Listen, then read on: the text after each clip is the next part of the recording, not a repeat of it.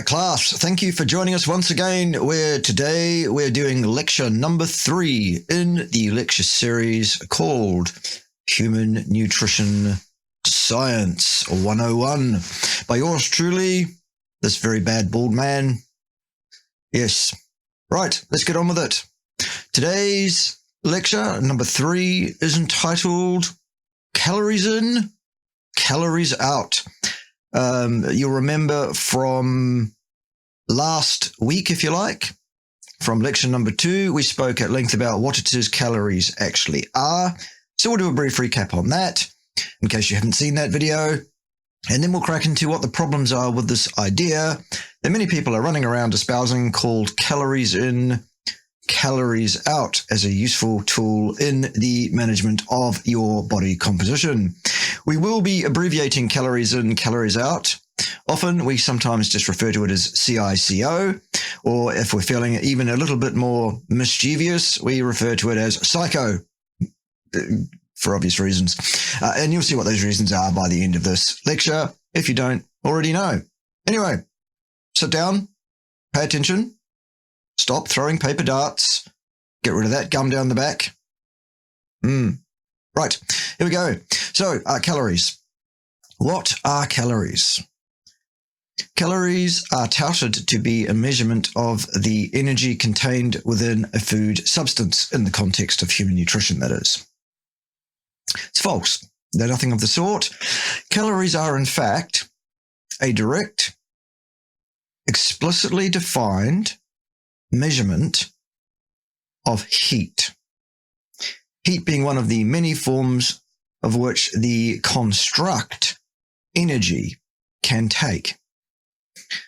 Heat is a clearly operationally defined mechanism which we can actually measure using an actual piece of kit. Energy is not. There are different forms of energy. Heat is one of them, as I said. There are many other different forms of energy as well. They are interchangeable so long as you have the equipment, the machinery, the kit to make the change from one form of energy to another. For example, you can use potential energy in the form of electrical voltage. You can then convert that potential energy into an actual flow of energy, a kinetic form of the flow of energy, by allowing electrons to move through a circuit. And in so doing, if you pass those electrons through a resistor, say a heating element, you can then use that flow of electricity and then capture its kinetic energy to cause heat to be evolved by the element. You might find that in a space heater. You might find that on a cooktop, an electrical cooktop. There are many places you will find heating elements. That's an example of encapsulating one form of energy, kinetic energy, of electrons, and transmuting that into a different form of energy, heat, which is the kinetic movement, actually, as it turns out, of photons. And we'll get to that in a moment. You can also encapsulate heat and use heat to do work. For example, you might boil some water by burning some coal in a boiler, and you might keep that water under pressure in a relatively confined space. However, it wants to expand hugely because you've heated it to superheated steam using the coal fire, and that force can be used to drive pistons to, for example, push a train along some tracks, for example. Okay? So yes, energy comes in different forms, and you can transmute between different forms of energy so long as you have the kit, the equipment to do so. All right. Let's get back to this idea that heat is photons. Okay? If you go and look up heat in many different sources of information, pseudo information, partial information, whatever, on the good old interwebs, you will see heat as being described as existing, even in and of itself, in different forms.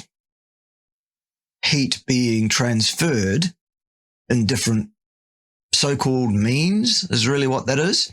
And it'll talk about radiant heat.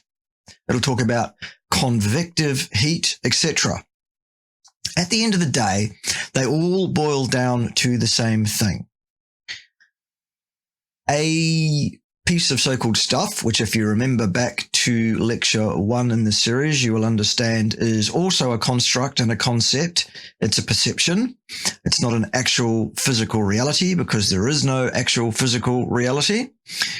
If you want to have your mind twisted, go back and watch video number 1 in this series, and that will set you on a path of, wow, what's it all about? Anyway, stuff. Assuming that stuff is a thing and whatever, let's just imagine that it is, because that's how we perceive it to be. Stuff tends to have a kinetic energy, which again is a construct. It's a perception, but let's go with it. Let's just run with it. It's fine. And the kind of kinetic energy that stuff has is in 2 different kinds, really. One is it jiggles in place. So an atom will go and it'll randomly wiggle around on spot. If it's not moving with respect to the inertial frame in which we're currently sitting, it is stationary with respect to us or our point of view. The other form of energy that stuff can have is if it's actually being translated through space, let's say from me to you. I click like so on a piece of stuff and it goes whee and it reacts according to Newton's laws and it moves from me to you. That now has some kinetic energy of translocation. There's also, of course, rotational momentum as well, but that's for another day. Now, remembering back to lecture 1 where we spoke about the fact that the stuff isn't actually there, what it is several quantum fields interacting with each other at a certain point in space-time, such that we perceive there to be a atom of stuff there. And we spoke about that stuff comprising of a nucleus, which has a positive electrochemical charge at the center, and surrounding that at quite some distance relatively is a shell or a cloud, if you like, an area in which electrons may or may not be found in any given spot within that shell, but it will be found somewhere in there with all likelihood. Okay. It is those electrons which do all the interacting when stuff interacts with other stuff at the atomic level. So the fact that I'm not currently falling directly through my chair, through the floor of the house that I'm in, and through the ground directly, sinking down to the center of mass of the earth upon which I'm sitting, is a bit of a thing to think about. Why is that not happening? Why do I perceive, touch wood, knock on the desk, that there is something physical there that prevents my hand from going straight through it? Given that even if the nucleus of an atom was stuff, which it isn't, that stuff takes up roughly somewhere between 10 and 100,000th of the diameter of the atom and a very, very tiny cluster right in the middle of this nominally spherically shaped atom of stuff. And as such, given that it's so vastly empty space, it actually turns out the nucleus is also empty, so there is actually no stuff there at all. So given that there's no physical stuff, why is there a physical? What repels my hand from going straight through the desk or my body from falling straight through my chair and all of that? Well, it turns out it's interactions between electrons. Electrons carry a negative electrochemical charge. And as such, they powerfully attract things that have a positive charge because they're negative, and they strongly repel things that are negative.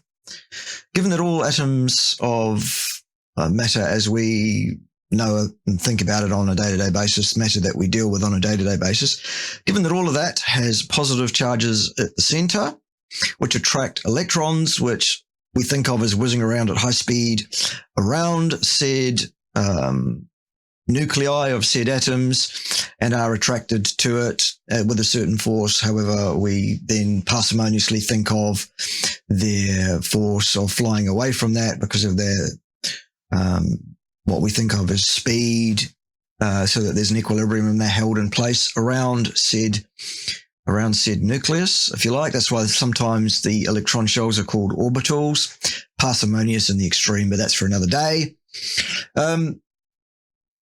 All atoms thereby have their the charge that they show, if they do show a charge at all, that charge is in the shells, in the electron shells. All atoms are perceived as being electrochemically negative by all other atoms. All electrons repel all other electrons with a certain force. There are ways they can pair up into electron shells or orbitals. That's also for another day. We won't go over that today. We won't go over the Pauli exclusion principle. We won't go into spin and all that kind of nonsense. Let's just take it as read that electrons, to all intents and purposes, repel each other with negative electrochemical charge. Okay, what on earth is that? Given the Earth doesn't exist. Let's cover it. All right. Think of it this way. Let's imagine that the chair I'm sitting on here, which has wheels, those wheels on the bottom so I can roll it around on the floor. Let's say I put this chair on, it's currently sitting on a carpeted floor, so it doesn't roll very well because of the friction. Let's put it on a wooden floor so that it would roll well, or a concrete floor, a smooth concrete floor, something like that, so that it would roll easily. And let's take another version of me, or even you, it doesn't matter, and put you on an identical chair with identical wheels that also roll easily. And let's sit facing each other at a given distance. Let's say it's a meter apart. And let's imagine I have a medicine ball, one of those heavy weighted balls that you use for exercise. And let's say that weighs 20 kilos just for a weight. And it's on my lap. Let's say I pick it up off my lap and I put it into the chest pass position, and I do that, and I throw you that medicine ball, and it's now in the air flying towards you and will hit you on the chest because I'm very accurate with my passing skills. The second that I go like that and push that ball away from me and set it flying through the air towards you, because of Newton's laws of motion, the one that basically parsimoniously says for every action is an equal and opposite reaction, what that means is that the ball will accelerate away from my hands, given the impulse that I have applied to that ball to set it flying. And at the same time, I will roll slightly backwards. There will be a reaction to my throwing that ball. The same thing happens when you fire cannonballs out of cannons. Cannonball flies out at a rate of knots. Cannon itself rolls backwards, flies backwards. There's a recoil. Same thing. Ball goes towards you. I go slightly backwards. You catch the ball. Oof. And in absorbing the kinetic energy of catching that ball, you roll backwards slightly. Let's say you don't want the ball. So you throw it back to me. You roll slightly backwards. I catch the ball. I roll slightly backwards. We pass the ball backwards and forwards a few times and we'll end up rolling further and further away from each other. Okay. What is the ball? The ball is photons, which, remember, have momentum, but not actual mass or weight. Anyhow, that's what it is. When you have two negatively charged electrochemical things like electrons pushing each other away, that's what's happening. There are photons being fired backwards and forwards between them, and that's pushing them apart powerfully.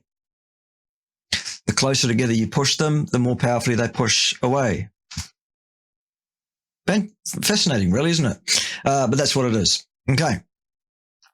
So when something that's jiggling, an atom that's jiggling in space, what that means is its electron shell, which surrounds it, is jiggling with it, which means the electron is both moving within the shell and also jiggling with the whole atom. And as such, two items that are put into contact with each other, my hand and this table. Okay. What's happening is that the kinetic energy of that movement is perceived as the temperature of my hand and the temperature of the table. There may be a differential amount of energy. As such, that kinetic energy of movement is passed between the electrons of my hand and the electrons of the tabletop here by way of passing photons backwards and forwards. That's what that contact, that perceived contact is. It's that point where I can no longer push any closer, pretty much. If we're talking about heat being translated over some distance without the contact, it's the same thing. It's just photons being fired backwards and forwards at a longer distance. Okay, so to say heat can be transferred by contact or by convection through the air, it's all contact.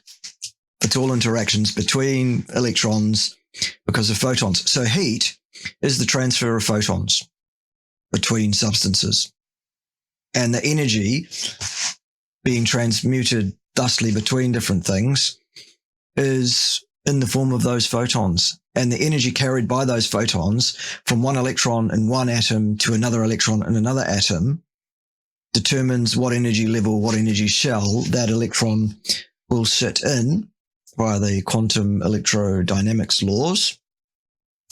Ergo, how much energy that electron has, how much it wiggles around, how much heat that thing has. And so the heat dissipates out and evens out according to the second law of thermodynamics, the one about entropy. That's what we've got going on. That's what heat is. Ergo, when you burn something rapidly and it releases a bunch of heat and that heat dissipates out and is collected by some water surrounding the inner chamber of a bomb calorimeter and warms it by a certain amount, that is a measurement of heat. That's what we've measured. That's what it is. It's not energy for metabolic process that's contained within the food. The heat equivalence principle of the first law of thermodynamics does not apply here. Human beings are open systems. I'll talk a bit more about that a little bit further on in this lecture. That's what it is. Calories are heat. Heat does not perform metabolic functions in human beings. There's a chemical form of energy storage, potential energy that's used to be changed into actual kinetic energy in the human body. It's a chemical form. It's ATP. It's not a heat form. We don't have the kit, the machinery. We don't have the equipment to encapsulate heat and use it for metabolic process. So calories are not energy in foods for human beings. Okay? Calories are a form of energy trapped in the heat until you burn it suddenly and then it's released. Okay, but that's not what human beings do with it. So there you go. All right. That's a recap. So there you go. 18 minutes, nearly 19 minutes of recap just to get you up to speed with what calories actually are. They're heat. Okay, good. I could have said that a lot more rapidly, perhaps. Why not? I'm enjoying not having to be finished in 5 minutes. It's great. Thanks, Professor, and goodness me, you are an intelligent young man, aren't you? Yes, you are. Perhaps, boys and girls, you'd like to discuss some aspect of your health, science, experience, exercise physiology, human nutrition science, statistical inference, or similar related areas of expertise that Professor K has. Perhaps you'd like to discuss those things with him. Professor K has served 26 years in both academic and research of a scientific nature. He's held a senior lectureship as well as clinical practice with clients from all walks of life for a similar period of years. Professor K has also successfully consulted with several major organisations over the years, including the New Zealand All Blacks and the Australian and New Zealand Defence Forces, for examples. Perhaps you'd like to email him on bart.kay.nz@gmail.com. It's on the screen, to organise a one-off discussion.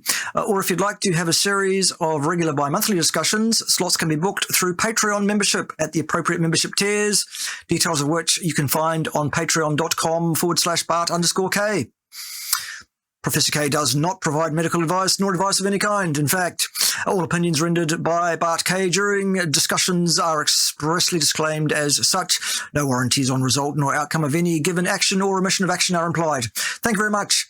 Back to you, Mr. Intelligent. Tell us more about stuff and things. Off you go. Now let's talk about psycho, or calories in, calories out, or CICO if you like. All right. What are the problems with it? Other than the obvious calories are not energy that is usable by the human body at all, they are heat, and the human bodies don't run on heat. There are other specific problems. Let's go through them just for fun. Number one, when you pick up the label or pick up a food in a supermarket or wherever it is, and you look at the label on that food, it will tell you how much protein, how much fat, and how much carbohydrate is in that, and how much energy is in that in the form of calories, it'll say, for each of those things. So here's problem number one. Those labels in most countries are legally allowed to be inaccurate by up to 20%, 1 in 5. So if you at home think you're going to track your calories in by reading the calories on labels or foodstuffs, you're sadly mistaken. You might be 20% out. No good. Oops, you can't track your calories accurately, even if none of these other problems which I'll talk about existed, and unfortunately they do. So they're additional errors. Secondly, there's a thing called the thermic effect of foods.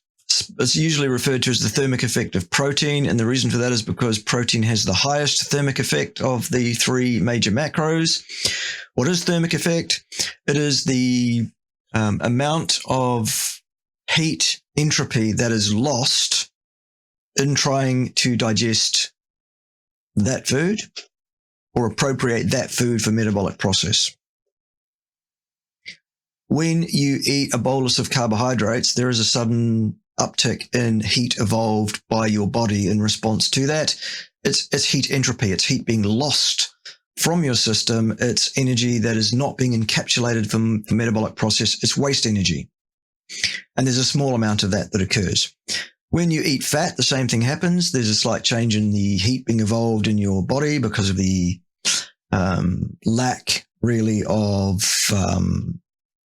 efficiency with which the human system captures the potential chemical energy in the food and transmutes it to a potential chemical energy form that it can use for metabolic process, i.e. adenosine triphosphate, or ATP. However, when you eat protein, there's a much, much larger loss of heat entropy. There's a much higher amount of heat evolved. The human body suddenly releases a bunch more heat under the influence of eating protein than it does under either fats or carbohydrates. It's called the thermic effect of protein.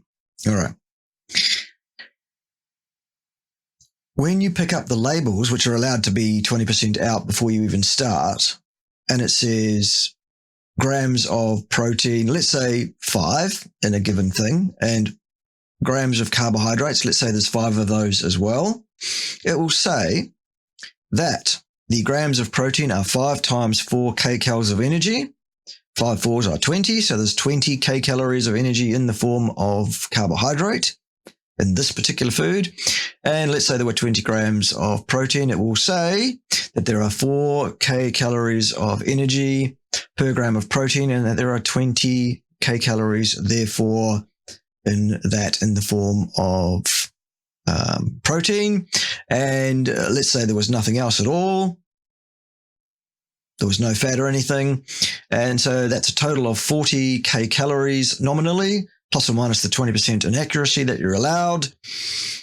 Only it's not, because a lot of the heat energy contained in the protein will be lost as thermic effect. And as such, to say it's 4 kcalories is inaccurate by quite a bit.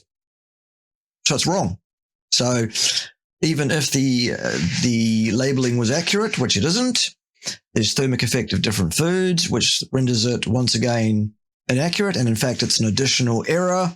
As such, we're starting to drift off quite a bit in being able to accurately measure how much energy we have taken in. Whoopsie daisy. Okay, next thing. Different macronutrients have different end fates in the human body. Okay? When you take in a bolus of fats, carbohydrates, and proteins, typically an amount of the carbohydrate is oxidized for energy immediately or ongoingly to subserve metabolic process ongoingly.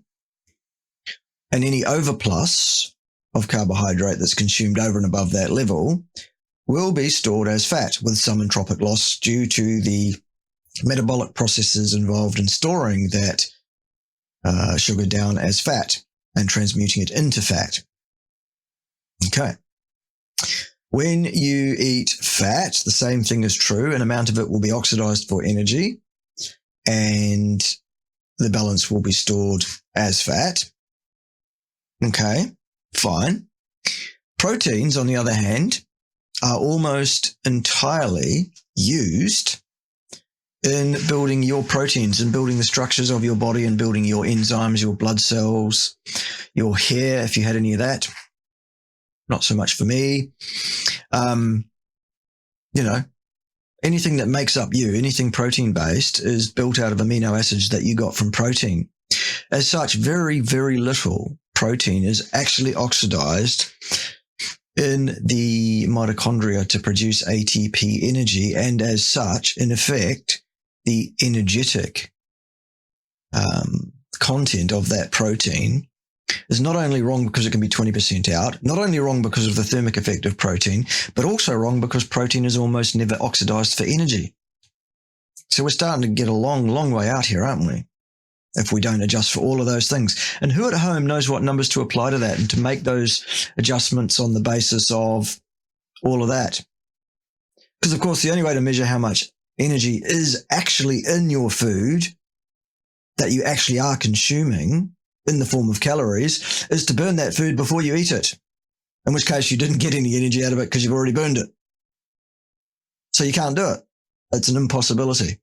All right, there we go. So the end fates of different amino acids versus carbohydrates versus fat molecules in your food throws your ability to gauge how much energy, in effect, you really have taken in out still further. Even if all of those things, all of those errors didn't exist, and they do, there's another little problem here with human beings, and that is the inaccuracy, human error, laziness, wrongness of recording what you actually truly did take in. And that's probably the biggest source of error. People are not honest with themselves, even let alone with others. People forget things. Things don't make it onto their recorded list of what they really did consume. It's a nightmare. Okay, so are you, as a private individual living your life privately out there in the world, is it vaguely feasible, likely, or possible that you will truly accurately be able to gauge, in effect, how much energy you truly are taking in the form of foods? The answer is no, not remotely close. The potential error around any number that you might come up with is vast relative to the total energy that you actually have consumed, in effect. So that's problem A in terms of calories in, calories out. Can you accurately measure how much energy you are taking in? No, not even close. That should really be enough. That should be the end of the lecture. But just for completeness, let's give you the problems with calorie out as well, shall we? Because why not? That's why we're here. All right. What is the problem with calories out? How are you going to measure it? What piece of kit are you going to apply to your body to in some way measure how much energy your body has converted from one form to another and lost in some way? Okay. Are you going to live your life, for example, inside a sealed room, a sealed calorimeter, which measures the air temperature inside that sealed chamber as it equilibrates with your body temperature, as you lose heat from your body, because that's the only way that we can say calories out. Because calories are heat, remember? So the only way we can say your body has lost calories is when you exude heat to the ambient air around you inside a closed system that we can then use to measure the temperature of that gas to get some idea of it. Are you going to do that for any period of time? No? Okay. Even if you did do that, would the loss of calories as heat entropy reflect the actual work your body has done, either internally or externally, in terms of the transition of energy between ATP and ADP plus PI and metabolic process? Does that measure how much weight you have lifted, i.e. what amount of weight have you accelerated against some resistive force, probably gravity, shall we say? To what degree? No. Does it measure the force applied to a skeletal structure by a muscle? No. Does it measure the force of contraction of a heart muscle against the back pressure of the blood as applied to it by the vascular tone of your vasculature? No, it doesn't do that. Degrees of freedom here, boys and girls. We're talking about an absolute mess. And to boil it all down and say, well, the energy that you've used is about heat loss, just fundamentally, absolutely, utterly ridiculous, isn't it? Just, it's crazy. It does not work. Perhaps we could put a gas collection apparatus over your mouth and nose and collect all the air that you breathe in and all the air that you breathe out and look at the numbers of carbons and oxygens and nitrogens that we find in that gas and make some assessment of how many molecules of different things that we've used up. That's a thing called indirect calorimetry. It's a thing called respiratory gas analysis. I have in the past had a video about that available on my channel. It currently isn't. It's down for remaking. I'm going to remake that video. It'll be part of this lecture series at some point when I see fit. So you can look forward to that. That's an interesting look at how we can trace different molecules of carbohydrates and fats and proteins to their end point at being expelled at the lungs when you've used those things to produce energy, to produce ATP. We'll look at that.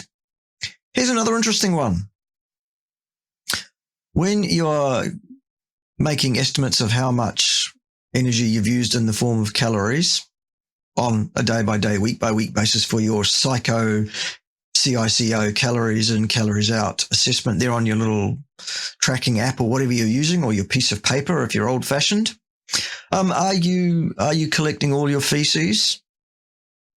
Are you burning those in a bomb calorimeter to see how much heat is in those? Because feces are energy in the form of foods that you've eaten that you have not been able to digest. Your body can't use them, can't get at them.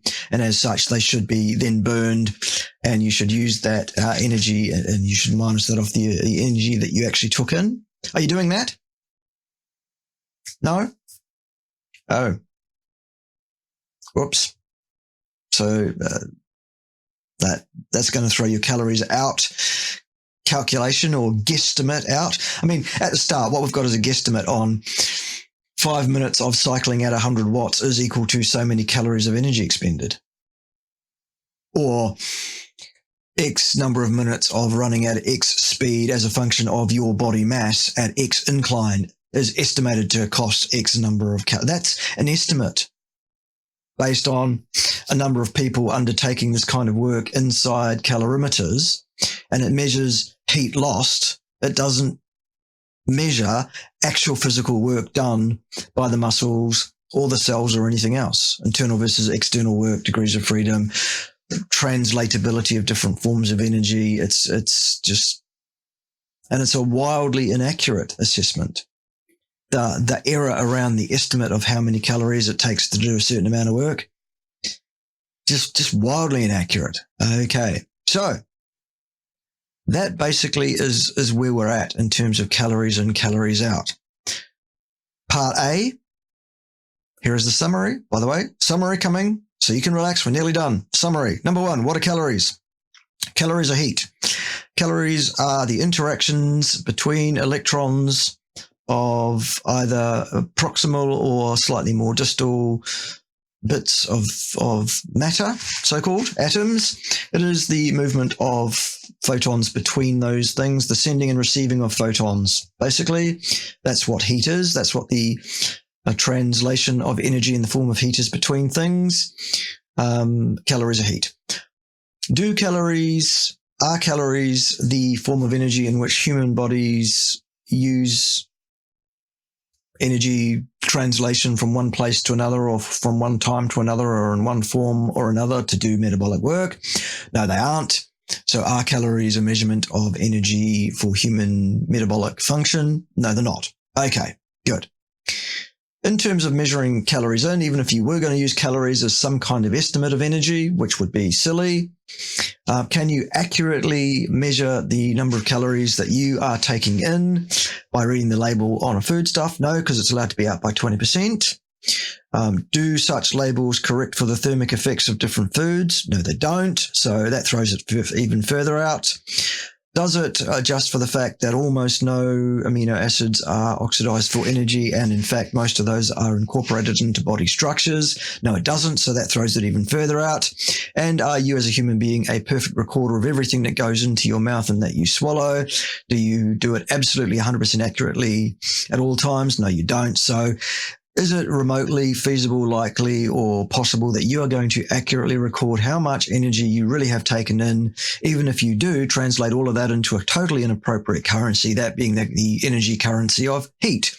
Calories, the answer is no. Okay. In terms of calories out, as the other side of the equation, your basal metabolic rate changes, actually, with respect to how much energy in the form of calories or any other form you're taking in. If you consume more calories, then your basal metabolic rate goes up. So that kind of tends to mean that it's going to throw out any guesstimate on your basal metabolic rate. How are you going to measure your basal metabolic rate if you don't use respiratory gas analysis to do so, or if you don't live in a bomb calorimeter? You're not. Okay. Are you going to live in a bomb calorimeter to see how much heat your body is exuding on a day-by-day basis? No, you're not. Are you going to collect and measure the energy contained in your feces by burning it in a bomb calorimeter? No, you're not. So are you going to accurately measure how much energy you have lost to entropy in the form of calories? No, you're not. So you can't measure calories in accurately or calories out accurately. So what you have to do, if you want to amend the amount of food you're taking in to have a predictable effect on your body composition, let's say you want to lose body fat, you certainly can encourage your body to use stored fat for energy if you have, in effect and in reality, a deficit of energy coming in the form of foods. Then your body, your metabolic process will shift to doing that. Your hormonal system will respond to that in such a way as to facilitate that, and you will in fact lose that fat off your body. Okay. However, because of the vast inaccuracies of measuring either calories in or calories out, in order to get a predictable, this will definitely cause you to lose fat off your body, you have to vastly, grossly undereat, which is not a good idea, is contraindicated long term, is not an approach to life that is sustainable, sensible, or remotely scientifically based. It's a really, really bad idea. That's why calories in, calories out is not a tool that you should be using to try to have a meaningful change on your body composition long term. It's going to be damaging, both physically and probably psychologically as well, actually. You do not need to restrict the amount of food that you consume in order to get your body to go into the gear that it needs to be in order for you to lose stored body fat. I'll give you an example of this. On the 1st of January 2022, I started a 90-day challenge with the Steak and Butter Gang to do 100% carnivore for 90 days.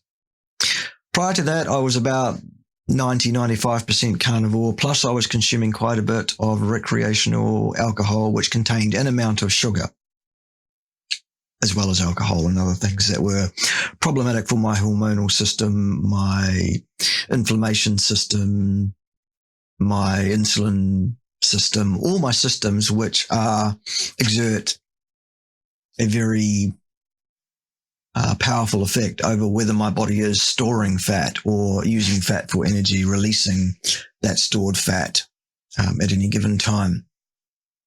And as such, I had quite a bit of body fat on me because I had been living poorly for some time.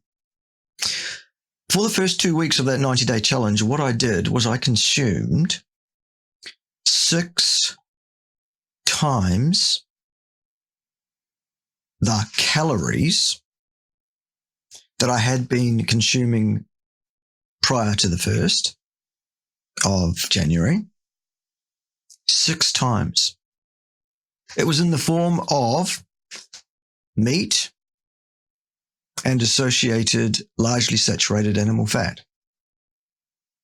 So for 2 weeks, instead of my usual nominally 1,800 calories, I was consuming 5.5 to 6 times that on a day-by-day basis. A huge amount of calories of food was entering my body for 2 weeks. During that time, during those 2 weeks of doing that, my weight on the weighing scale here in my house dropped by 15 pounds.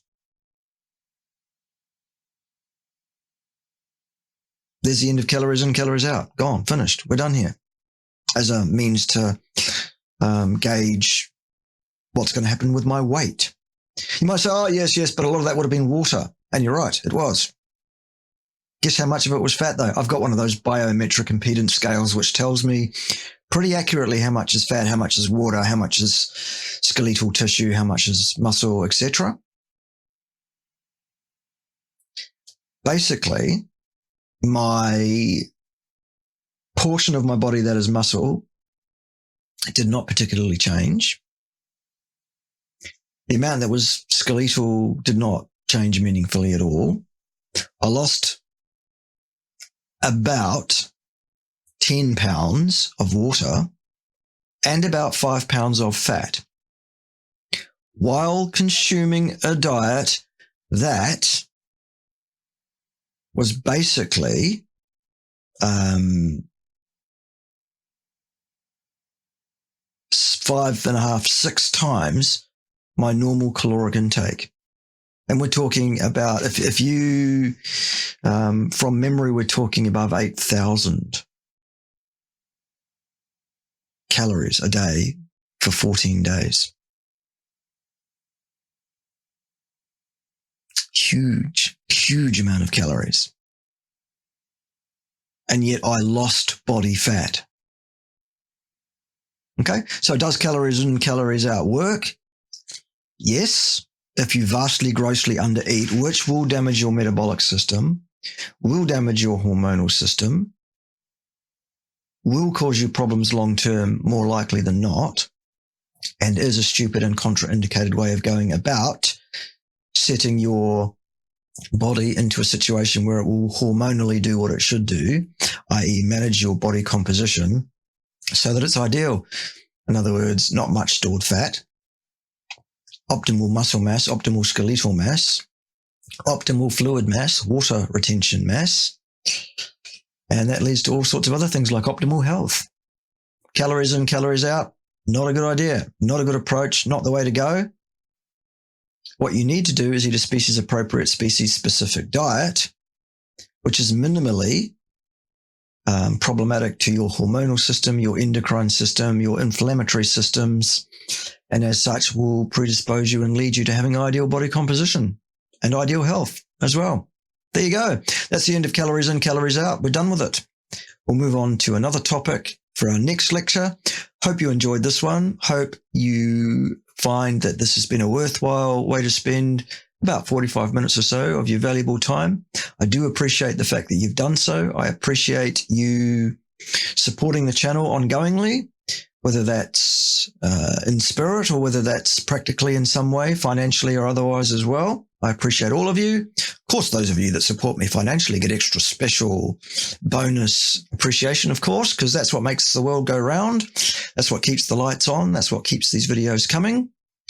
So if you're not supporting financially, that's fine. If you are unable to or unwilling to for whatever reason, perhaps you might consider sharing the links to my videos as widely as possible on all your social media.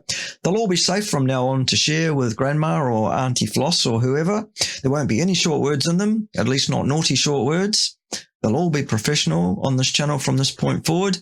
If you are one of my many supporters who did actually enjoy the less savory videos that I used to make, you can still find those videos. Perhaps if you take some kind of odyssey of discovery out there on the internet somewhere, you might find a website during your odyssey of adventure that you will find all those old videos on, and any new videos I make going forward, which are of a similar nature, will also end up there, I would suggest, as well as perhaps on some of my other members only areas on some of my other sites, depending on just how unsavory those videos may or may not be.